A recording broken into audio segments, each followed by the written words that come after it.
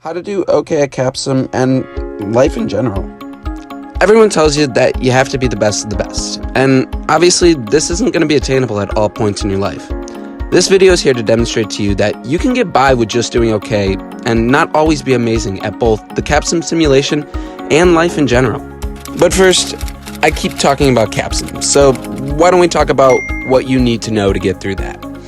There are 4 main decisions of Capsim that you need to know to understand the basic building blocks of it. Those 4 being research and development, otherwise known as R&D, marketing, production, and finance. Now, each of the 4 components that Capsim wants you to know has a lot that goes into them, but you won't need to know it straight off the bat. And that's because Capsim provides some tips and tricks that helps you to learn the simulation along the way and as you progress through it. For example, clicking the little I button by each decision tells you exactly what that decision contributes to, and it tells you all the information that goes into that decision.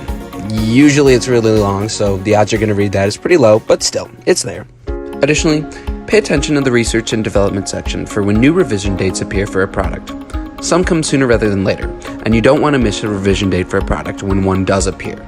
Also, don't have the preconception that long-term debt is a bad thing. In fact, long-term debt can help a business strive in the long run when a business returns it properly. For example, to cover the cost equivalent plant investment costs, you should take out a long-term loan. And never forget the sales forecasting formula trick, because it's integral to figure out how many units you need to sell next year.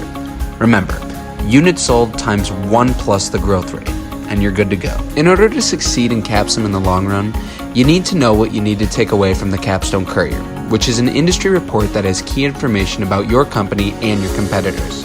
Essentially, with the Capstone Courier, make sure that you know about the company and its sales, consumer buying criteria, market share in each segment, which is what your company specializes in, profits, contribution margin, and keeping up with your company's finances. Meaning, if you issued an emergency loan, make sure you're keeping up with paying that emergency loan. Remember when I said Capsim somehow related to life?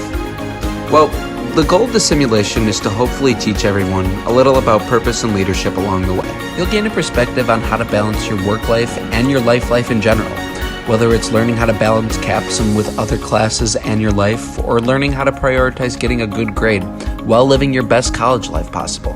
It's all the same foundational skills.